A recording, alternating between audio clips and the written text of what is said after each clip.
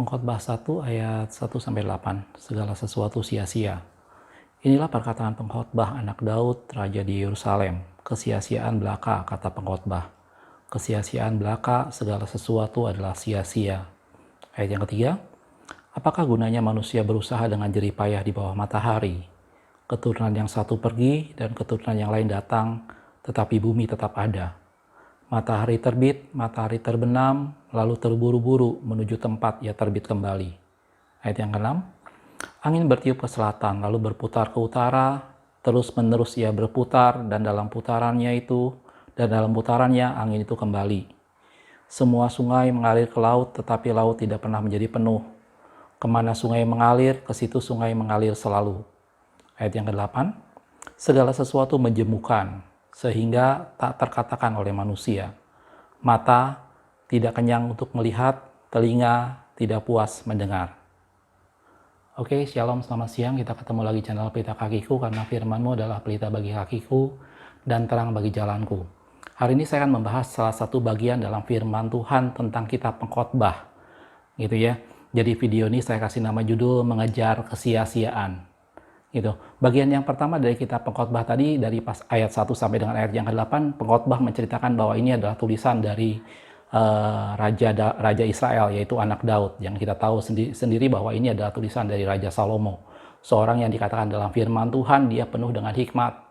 Bahkan dikatakan sebelum dia tidak ada orang yang berhikmat seperti Salomo, dan setelah dia tidak akan bangkit orang yang berhikmat seperti dia, gitu ya. Dan Salomo banyak menulis Amsal, dan salah satunya adalah kitab Pengkhotbah.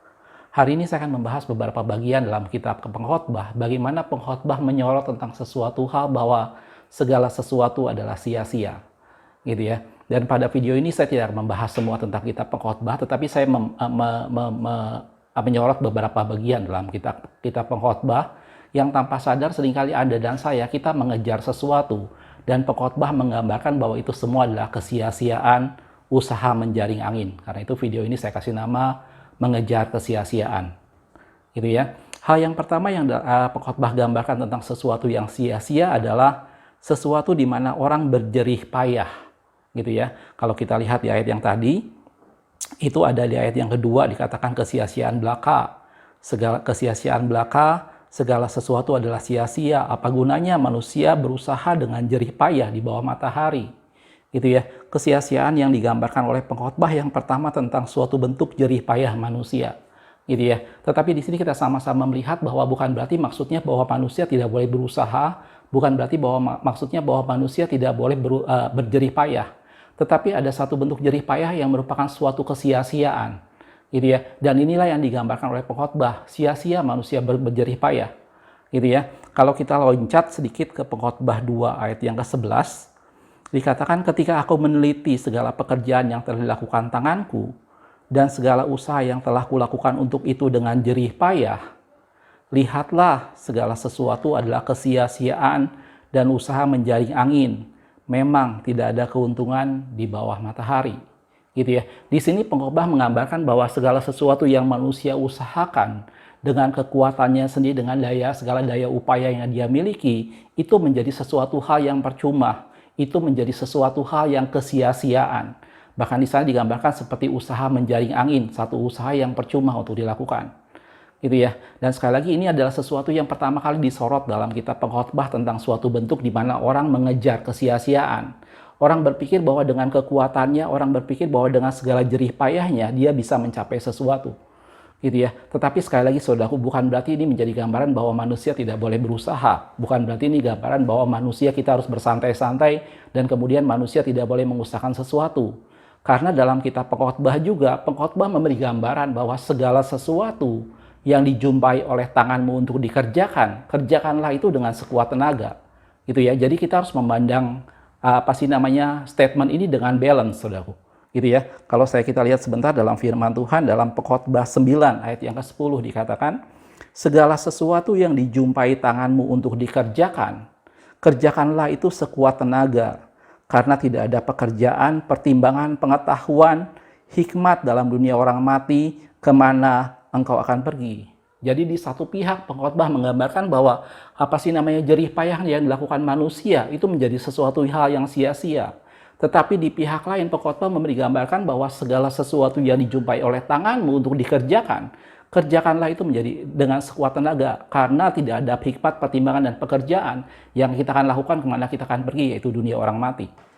Jelas, saudaraku? Jadi di sini yang pertama disorot adalah bahwa segala sesuatu yang kita upayakan dengan kemampuan sendiri, segala sesuatu yang kita upayakan dengan jerih payah sendiri, menjadi sesuatu yang di mata Tuhan tidak ada gunanya, menjadi sesuatu yang sia-sia. Bagaimana orang mengupayakan sesuatu dengan segala kemampuannya, dan itu menjadi sesuatu hal yang percuma, seperti usaha menjaring angin.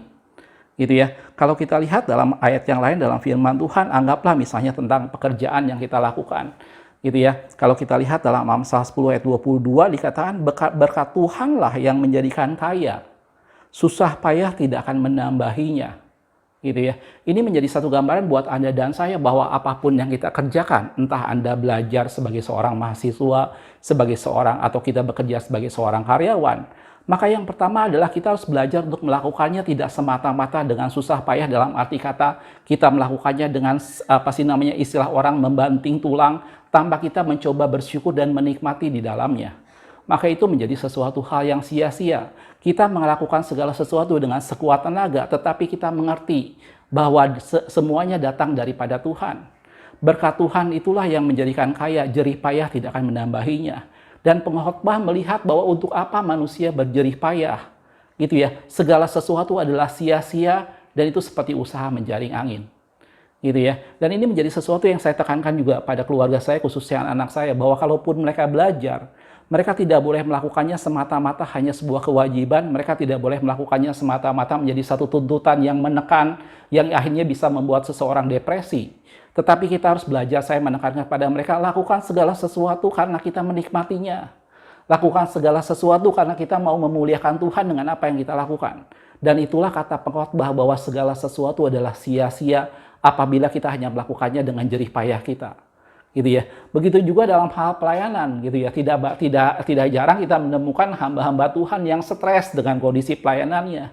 Dan dia berpikir bahwa semua hal saya sudah coba lakukan, tetapi pelayanan sepertinya tidak berubah. Ingat saudaraku bahwa segala sesuatu yang terjadi dengan pelayanan kita atau apapun juga, itu bukan karena jerih payah kita, bukan karena kita jungkir balik dan membanting tulang. Tetapi semuanya karena anugerah Tuhan. Bagian kita adalah mari melakukannya dengan sepenuh hati, bagian kita mari melakukannya dengan sekuat tenaga, dan biarkan Tuhan melakukan selebihnya.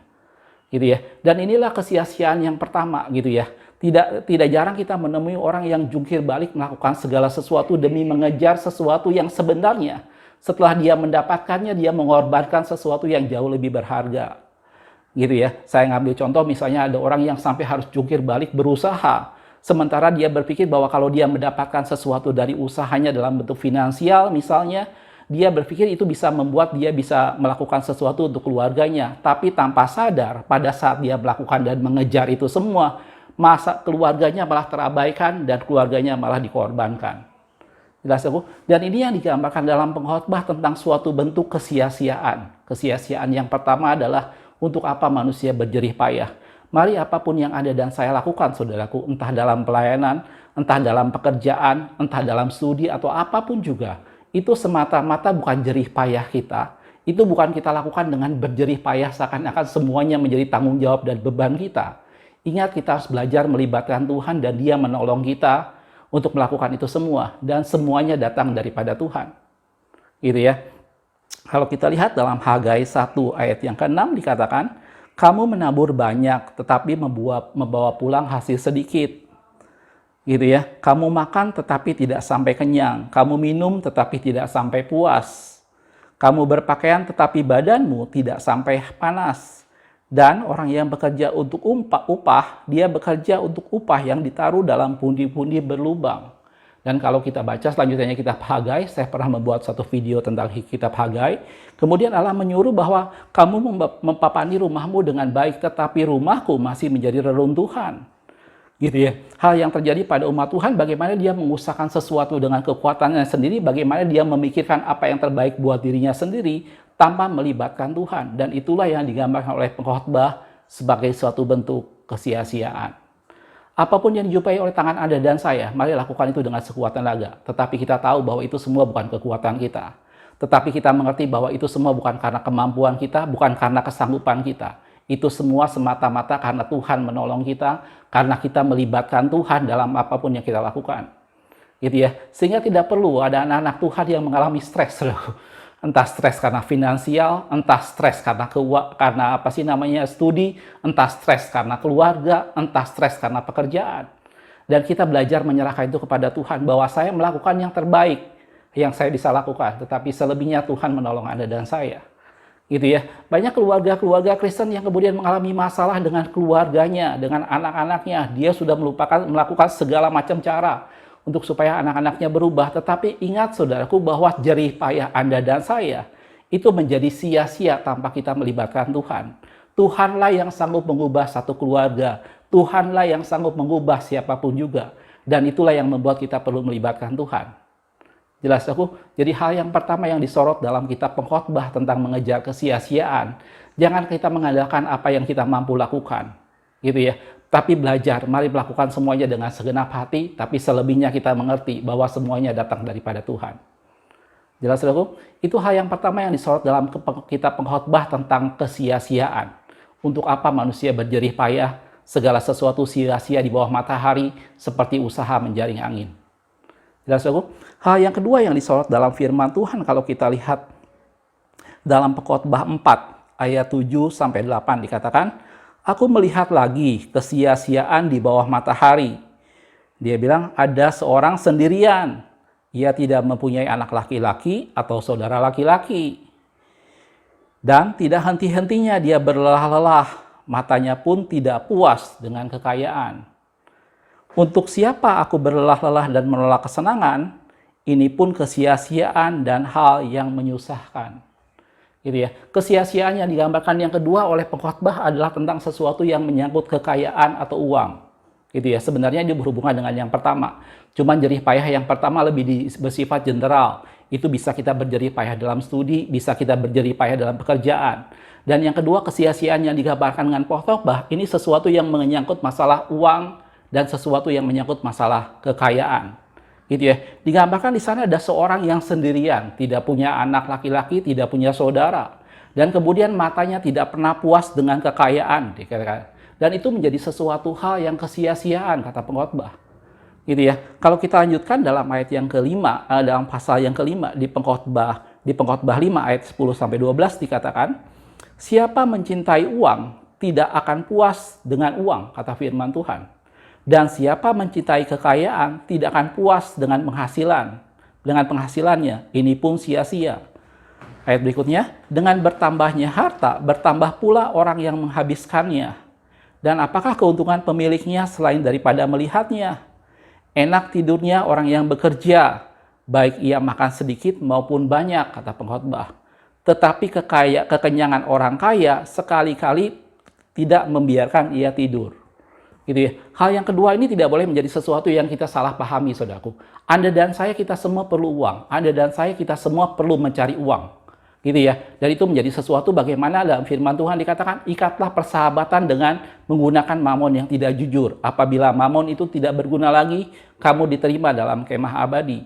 Anda dan saya perlu uang. Saya tidak menolak satu kenyataan kalau ada orang berkata bahwa uang tidak bisa membeli segala sesuatu. Betul. Tetapi jangan lupa saudaraku bahwa segala sesuatu perlu uang. Gitu ya. Anda dan saya kita semua perlu uang saudaraku. Tetapi jangan kita berpikir bahwa kalau kita menemukan uang, maka kita menemukan segala-galanya. Uang itu hanya satu media. Uang itu hanya satu sarana untuk kita mencapai sesuatu. Misalnya dalam hal ini kebahagiaan. Gitu ya. Contohnya misalnya ada orang yang berpikir, oh alangkah bahagianya kalau saya punya banyak uang. Gitu ya. Tetapi kalau kita bertanya pada orang yang punya uang, banyak uang, apakah dia bahagia? Jawabannya belum tentu, saudaraku. Gitu ya.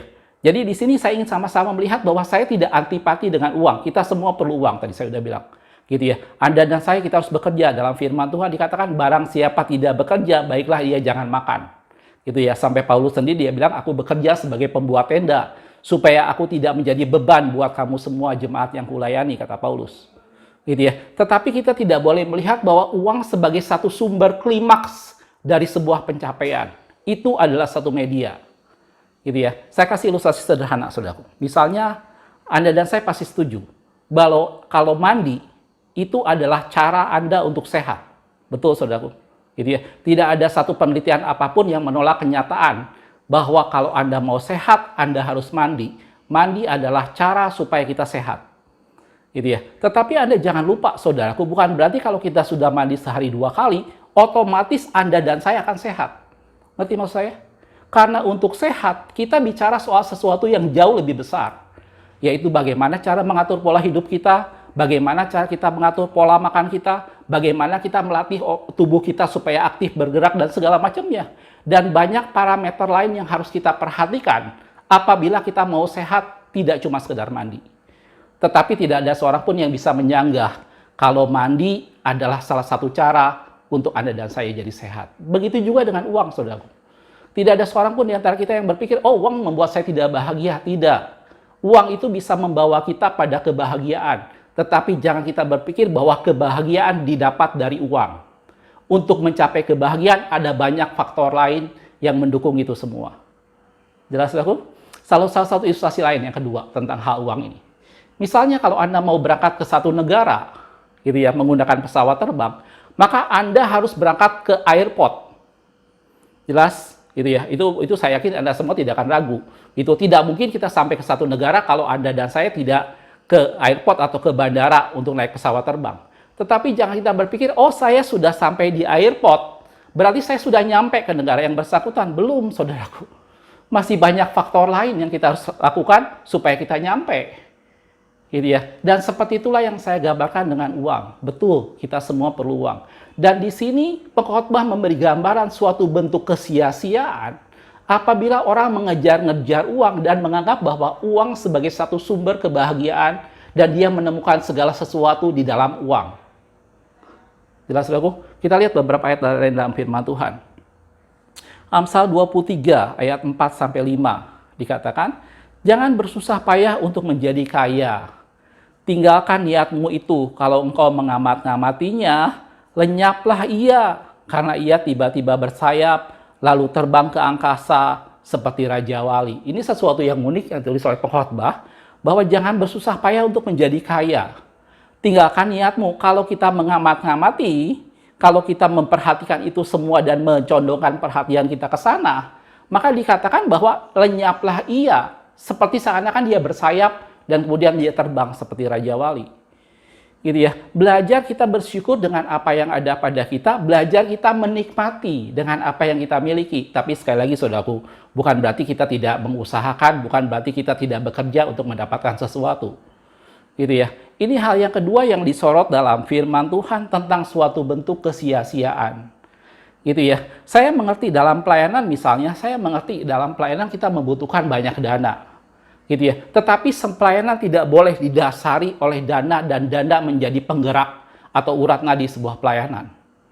Gitu ya. Tidak ada pelayanan yang tidak memerlukan dana. Semua pelayanan pasti memerlukan uang, entah untuk bayar listrik, entah bayar untuk hamba Tuhan, entah sound system dan segala macam, semuanya memerlukan dana.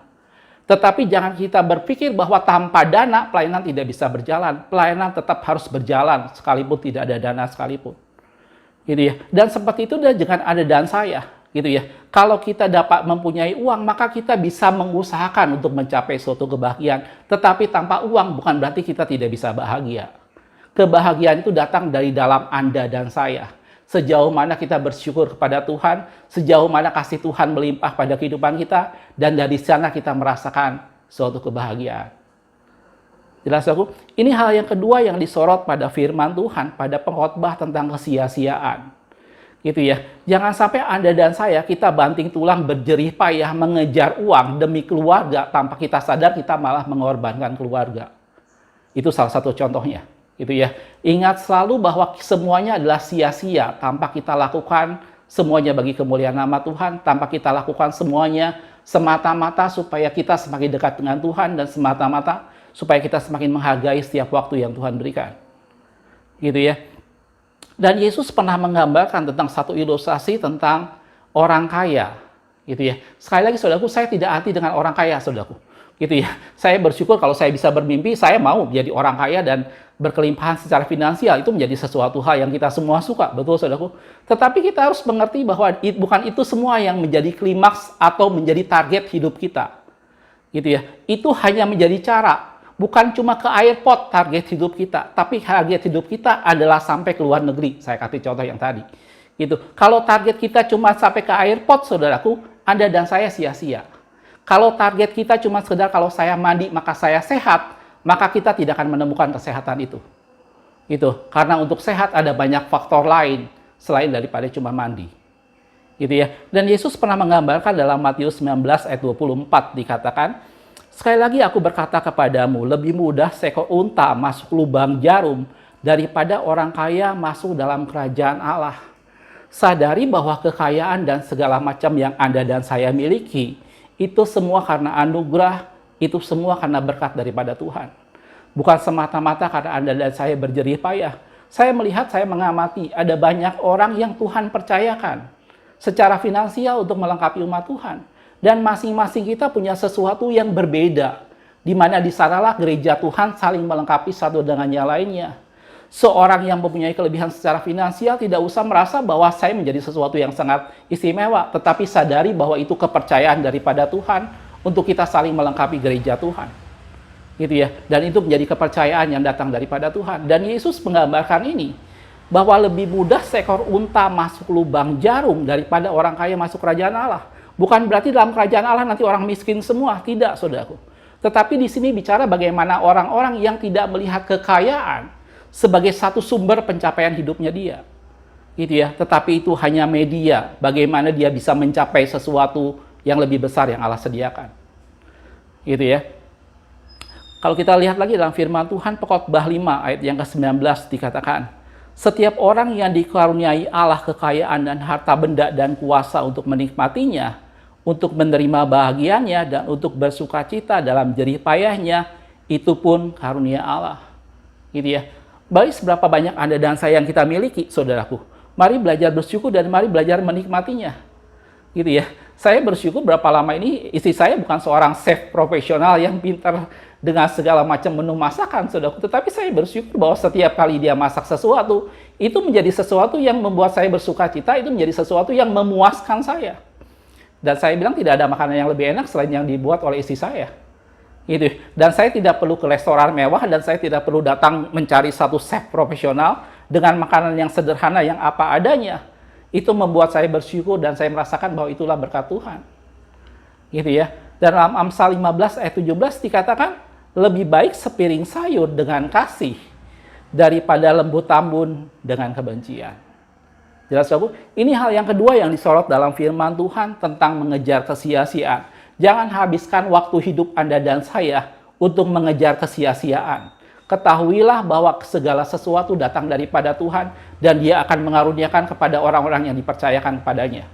Gitu ya. Segala sesuatu, keuangan, finansial dan segala macam, mari lakukan apa yang menjadi bagian kita. Tetapi selebihnya kita tahu bahwa semua berasal daripada Tuhan dan Dia memberkati Anda dan saya sesuai dengan kadar kita masing-masing.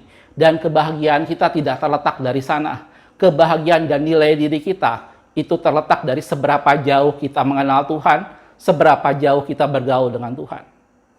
Gitu ya. Hal yang ketiga yang disorot dalam firman Tuhan dalam pengkhotbah ini ada dalam Pengkhotbah 4 ayat 15 sampai 16. Dikatakan, aku melihat semua orang yang hidup di bawah matahari berjalan bersama-sama dengan orang muda tadi. Ini digambarkan tentang seorang muda yang akan menjadi pengganti raja itu. Dikatakan, tiada habis-habisnya rakyat yang dipimpinnya. Namun orang yang datang kemudian tidak menyukai dia. Sebab itu pun kesia-siaan dan usaha menjaring angin. Hal yang ketiga yang disorot oleh pengkhotbah tentang sesuatu kesia-siaan, pengkhotbah menggambarkan bahwa ada seorang raja dan kemudian ada orang muda. Kita tidak pernah tahu dalam pengkhotbah digambarkan bahwa orang muda itu kelak akan mengganti raja. Dan kemudian orang muda itu kemudian tidak disukai oleh orang-orang dan begitulah posisi akan terus berganti. Gitu ya. Kesia-siaan berikutnya yang digambarkan oleh pengkhotbah tentang usaha seseorang mencapai suatu posisi atau jabatan. Gitu ya. Ini kita harus mengerti sama-sama, saudaraku, dalam firman Tuhan bahwa Segala sesuatu datang daripada Tuhan. Bahkan Yohanes Pembaptis telah mengatakan bahwa tidak ada seorang pun yang dapat mengambil sesuatu bagi dirinya jika tidak dikaruniakan dari atas. Gitu ya. Kalau kita ingat ada yang quote orang bicara tentang 3 tahta, harta, dan yang ketiganya kemudian disesuaikan. Dulu wanita, sekarang mungkin diganti dengan kuota dan macam-macam. Tapi tahta masuk di sana. Menjadi sesuatu bagaimana orang mencari satu posisi. Karena kalau dia berasa bahwa dia mendapat posisi, maka dia mendapatkan kekuasaan, maka dia mendapatkan pengaruh, maka dia mendapatkan fasilitas, maka dia mendapatkan penghormatan. Sehingga orang merasa bahwa kalau dia mencapai suatu jabatan tertentu, semua yang dia butuhkan dia peroleh. Dan pengkhotbah katakan bahwa itu adalah kesia-siaan. Dan ini digambarkan seperti anak muda yang menjadi raja tadi. Gitu ya. Kalau saya perhatikan, saya bersyukur dengan presiden kita saat ini, Pak Joko Widodo. Gitu ya, dengan keluarganya. Karena satu hal yang menyolok di tengah kesederhanaannya, dia satu pribadi yang tidak haus dengan kekuasaan. Dan itu menjadi satu pribadi di mana dia dengan mudah mengambil suatu keputusan, dengan mudah dia bisa mengambil suatu kebijakan yang berorientasi pada kepentingan rakyat banyak, Anda dan saya.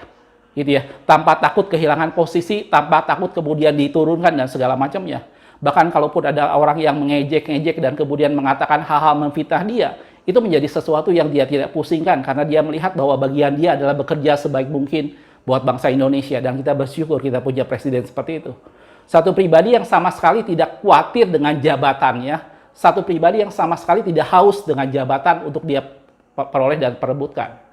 Gitu ya. Dan pengkhotbah menggambarkan dia sebagai satu raja, sebagai satu orang raja yang penuh dengan kekayaan. Pengkhotbah menggambarkan bahwa posisi dia sebagai raja itu pun sebenarnya adalah kesia-siaan. Itu pun bukan sesuatu yang dia harus pertahankan, karena kemudian semuanya akan hilang dan lenyap. Dan ini adalah kesia-siaan yang ketiga yang digambarkan oleh pengkhotbah. Gitu ya. Kalau Anda lihat pada waktu Yesus disalibkan, ada satu pribadi yang merasa bahwa dia punya kekuasaan untuk menentukan sesuatu karena jabatannya, yaitu Pontius Pilatus. Pontius Pilatus pada waktu itu berkata pada Yesus, "Tidak tahukah kamu bahwa aku berkuasa menyalibkan kamu atau membebaskan kamu?" Pontius Pilatus berpikir bahwa dia seorang yang berkuasa, dia seorang pejabat, padanya ada kekuasaan, padanya ada pengaruh, dan dia bisa menentukan sesuatu atas orang lain, dalam hal ini pribadi Yesus. Tetapi Yesus berkata bahwa engkau tidak punya kuasa apa-apa padaku jika itu tidak dikaruniakan dari Bapa. Gitu ya. Kalau kita lihat dalam Yohanes 19 ayat yang ke-11 dikatakan Yesus menjawab, "Engkau tidak mempunyai kuasa apapun terhadap aku jikalau kuasa itu tidak diberikan kepadamu dari atas. Sebab itu ia yang menyerahkan aku kepadamu lebih besar dosanya." Gitu ya. Bagian Anda dan saya sebenarnya bukan mengejar seberapa besar posisi kita, seberapa tinggi posisi kita. Tetapi bagaimana dengan keberadaan Anda dan saya, kita bisa memberikan dampak, kita bisa memberikan pengaruh pada orang lain menjadi sesuatu hal yang positif. Gitu ya. Dan itu yang digambarkan oleh pengkhotbah sebagai suatu bentuk kesia-siaan. Yang pertama, kesia-siaan yang pertama adalah berjerih payah. Kesia-siaan yang kedua adalah mengejar uang dan kekayaan. Kesia-siaan yang ketiga dalam pengkhotbah digambarkan adalah seorang yang mengejar jabatan. Gitu ya. Yang keempat, kesia-siaan yang keempat yang digambarkan oleh pengkhotbah itu seorang yang mengejar nama baik atau reputasi. Gitu ya. Di sini kita tidak boleh salah mengerti, saudaraku. Sekali lagi, tadi awal saya sudah jelaskan bahwa ini bukan berarti bahwa kita tidak boleh melakukan itu semua. Sebelumnya saya sampaikan dulu ayat di Amsal 22. Ini pengkhotbah juga yang nulis. Salomo juga yang nulis. Amsal 22 ayat yang pertama dikatakan, "Nama baik lebih berharga daripada kekayaan besar. Dikasihi orang lebih baik daripada perak dan emas." Di sana Amsal, pengkhotbah nulis dalam kitab Amsal bahwa nama baik itu penting. Nama baik itu lebih berharga daripada kekayaan yang besar. Gitu ya. Bahkan di pengkhotbah sendiri, pengkhotbah pasal 7 ayat yang pertama dikatakan, nama yang harum itu lebih baik daripada minyak yang mahal. Dan hari kematian lebih baik daripada hari kelahiran. Gitu ya. Di sini kita melihat bahwa pengkhotbah menekankan tentang pentingnya nama baik.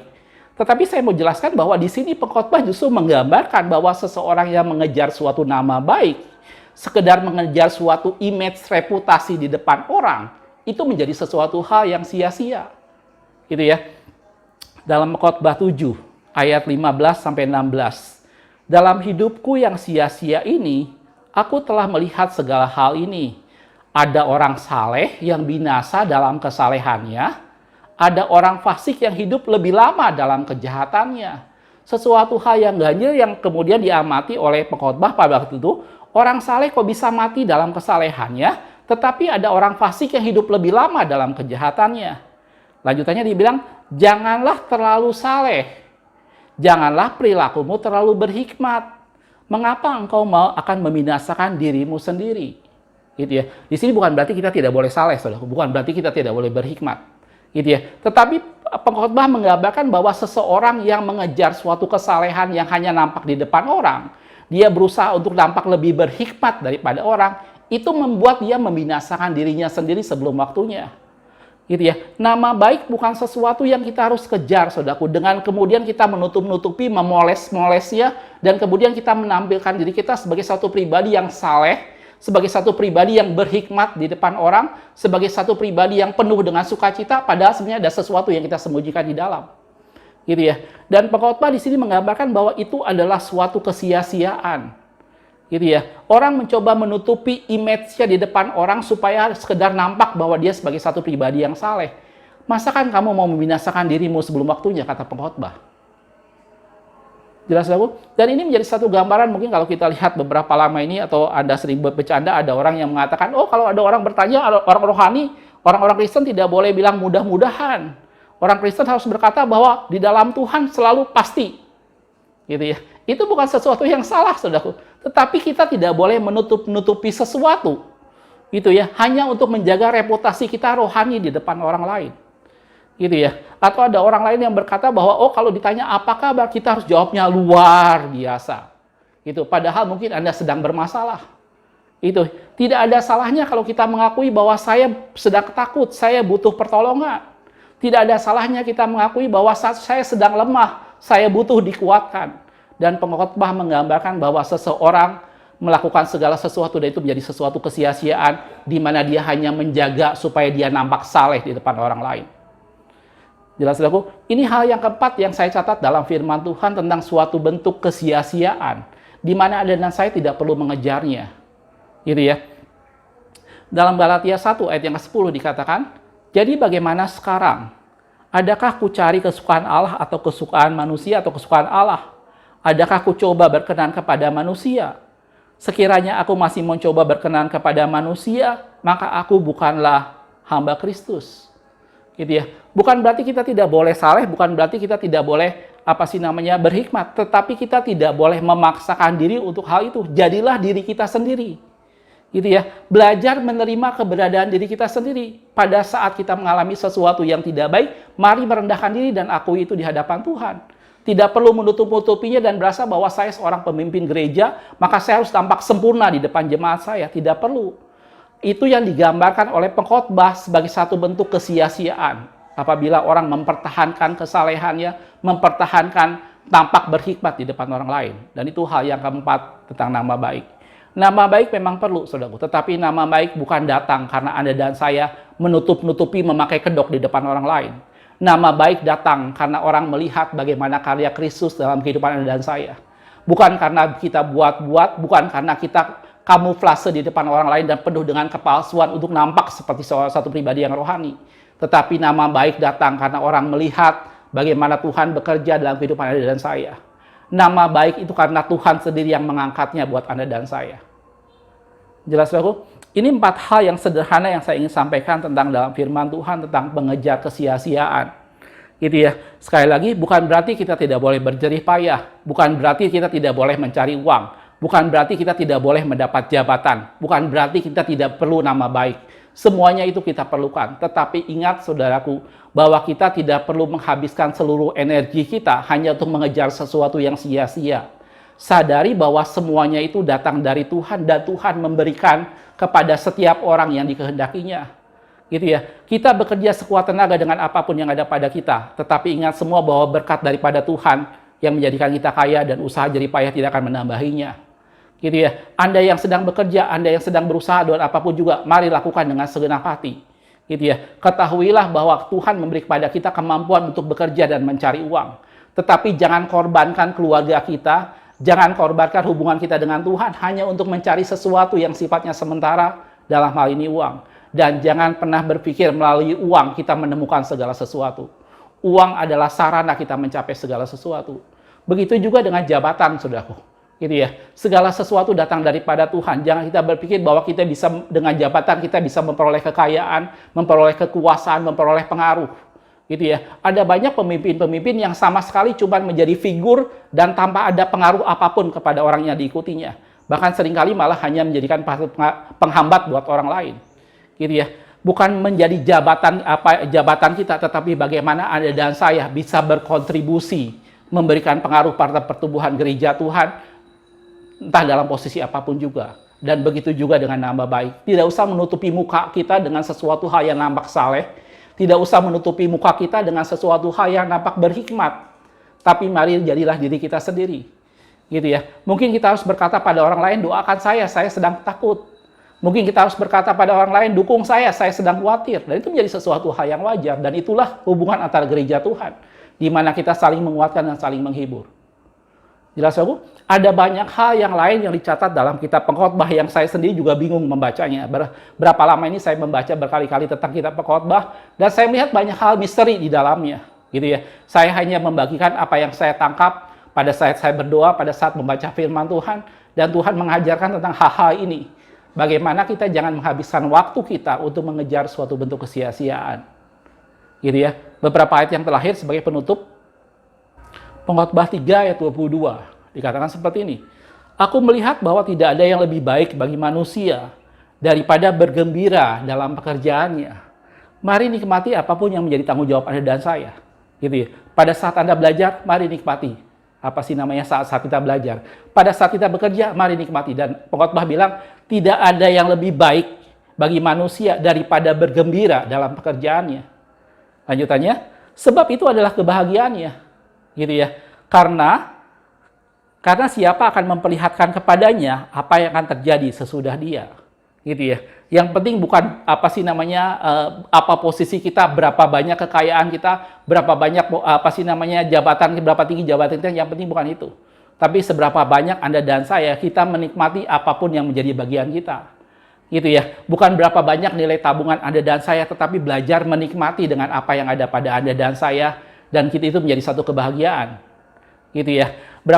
Bukan seberapa tinggi pendidikan kita, tetapi bagaimana kita pada saat kita belajar, pada saat kita melakukan segala sesuatu, kita melakukannya dengan sukacita. Dan Pengkhotbah bilang tidak ada kebahagiaan yang lebih baik bagi manusia selain dia bahagia dalam pekerjaannya, gitu ya. Dan itu hal yang Pengkhotbah sampaikan. Dan sebagai penutup, satu ayat dalam firman Tuhan dikatakan. Pengkhotbah 12 ayat yang pertama dikatakan, ingatlah akan penciptamu pada masa mudamu, sebelum tiba hari-hari yang malang dan mendekat tahun-tahun yang kau katakan, tidak ada kesenangan bagiku di dalamnya. Firman Tuhan ini mungkin disampaikan buat anak-anak muda, tetapi di sini digambarkan bahwa ingatlah akan penciptamu pada masa mudamu, selagi kita masih sehat, selagi kita masih mampu melakukan segala sesuatu, ingatlah kepada Tuhan. Sebelum tiba hari-hari di mana kita katakan bahwa tidak ada kesenangan kita di dalamnya. Akan tiba saatnya bahwa ada hari-hari yang membuat Anda mungkin mengecap menjadi sesuatu yang tidak enak, gitu ya. Akan ada saatnya di mana ada hari-hari di mana kita tidak bisa berbuat apa-apa. Ada saatnya di mana ada hari-hari mungkin di mana uang kita tidak bisa lagi memuaskan kita. Dan kata firman Tuhan dikatakan, ingatlah akan penciptamu pada masa mudamu. Ingatlah akan Tuhan pada saat kita masih sehat. Ingatlah akan Tuhan pada saat lidah kita masih bisa mengecap rasa. Ingatlah akan Tuhan pada saat kita masih bisa berjalan-jalan dan menikmati saat bersuka cita bersama keluarga. Ingatlah akan Tuhan sebelum tiba hari-hari yang malang, kata firman Tuhan. Jelas dulu? Mudah-mudahan dari video yang sederhana ini membuat kita semakin mengerti kata firman Tuhan, kata Pengkhotbah tentang hal mengejar kesia-siaan. Mari jangan mengejar kesia-siaan, itu semata-mata adalah suatu kesia-siaan dan usaha menjaring angin, kata Pengkhotbah. Gitu ya. Mari condongkan hati kita untuk mencari Tuhan selagi Anda dan saya masih diberikan kesehatan. Firman Tuhan katakan, carilah Tuhan selagi dia dekat. Carilah Tuhan selagi dia berkenan ditemui. Berserulah kepadanya selagi ia dekat. Gitu ya. Selama kita masih mengecap kehidupan, selama napas hidup pasti pada Anda dan saya. Mari kita cari Tuhan dan belajar bergembira, belajar bersuka cita dengan apapun yang ada pada kita. Dan itu adalah kebahagiaan bagi manusia, kata Pengkhotbah. Jelas, saudaraku? Makasih sudah menonton, kita ketemu di video berikutnya. Tuhan Yesus memberkati.